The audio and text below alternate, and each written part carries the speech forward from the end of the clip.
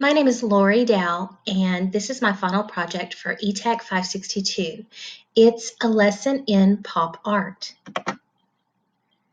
This lesson is intended for grades 9 through 12 for the Career in Technology Digital Media Arts class. The length of time for this unit is 2 days.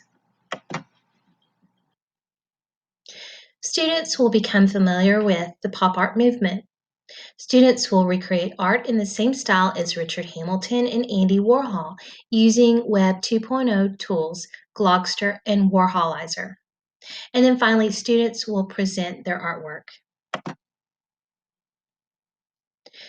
The three tools that I've integrated into the lesson are YouTube, Glogster, and Warholizer. These tools I felt best would synthesize the information being taught.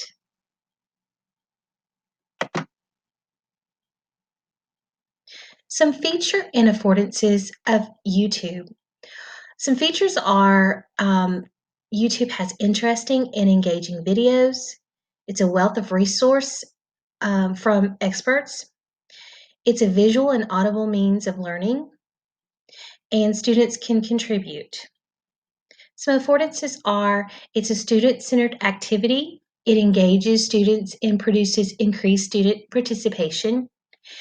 It facilitates constructivism by allowing students to interact with videos by sharing, commenting, and liking or disliking a video. One constraint is not all material uploaded is suitable for students. And finally, it's free to use. Some features and affordances of Glogster are a feature is the ability to zoom in and or scroll a text feature. It integrates media, text, images, sound, and video. It has the ability to make social, meaning the students can post blogs and post comments. And it has flexible sharing options. The students can keep it public or private. Some affordances are it focuses the reader's attention. It enhances learners' understanding by appealing to verbal linguistic, visual, spatial, audio, and interpersonal learning styles. And it promotes constructivism by allowing viewers to share in the comments. And finally, it's managed in safe environment for all learners.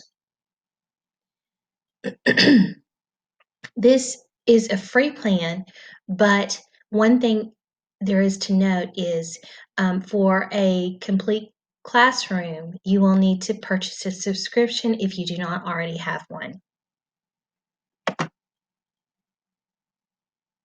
Some features and affordances of Warholizer. Features are it's easy to navigate, it's free, the user maintains privacy, so there's no subscription or data retrieving from the user, and it's safe to use in schools. The affordances are you can create a Warhol-like picture. The app lends itself to a constructivist learning style by allowing students to freely select and create the projects. And finally, there is no fee to use. The learning theory was designed with the constructivist style in mind. Students working through the lesson will formulate their own questions and be allowed multiple interpretations and expressions of learning.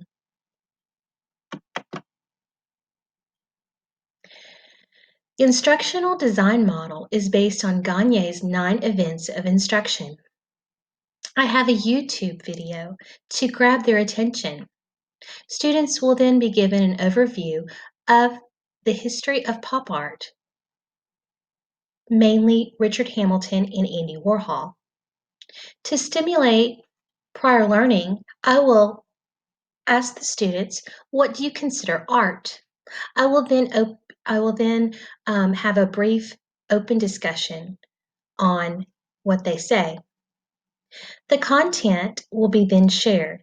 Students will be shown a gallery of pop art from Richard Hamilton and Andy Warhol. I will then also talk about why they used everyday objects and what the significance of popular culture was. I will then assist students in using the new web tools, Glogster and Warholizer. Students will use examples to create their own pop art.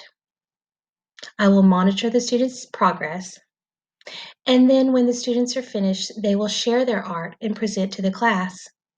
And finally, to enhance retention, I will ask them to provide an exit ticket in filling out a Post-it note, and I will ask them to list 2 ways pop art differs from traditional art, and do they consider this type of art art?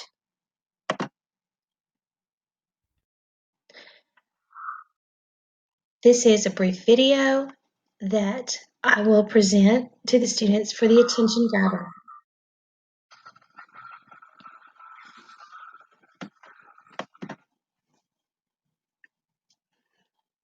Here's the 2 questions. One is, what does art look like? And I'll ask the students to brainstorm and think of some pieces of art that are different than what some people call art. I will next discuss Richard Hamilton. He was the founder of pop art. We will then go through key ideas on what made his art pop art.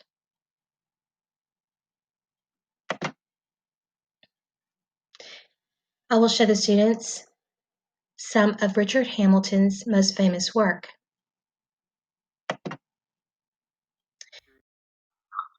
They can now use Glogster. Here's a student tutorial.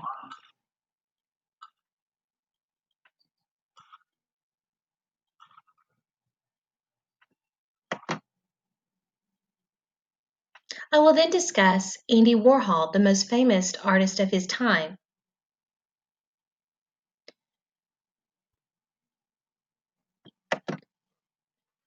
And here's a look at Warhol's art.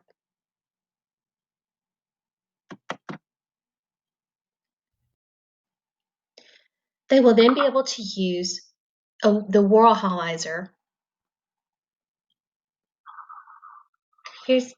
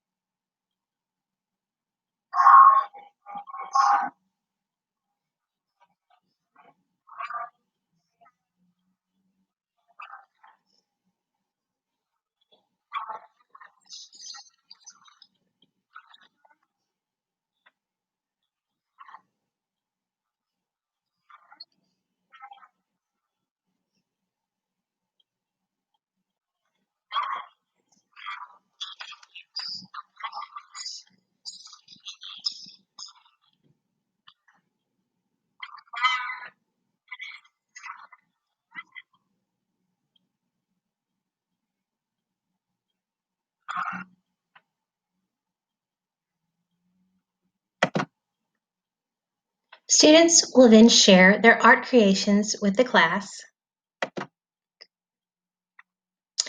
and then they will be asked to do an exit ticket. This concludes the lesson on pop art.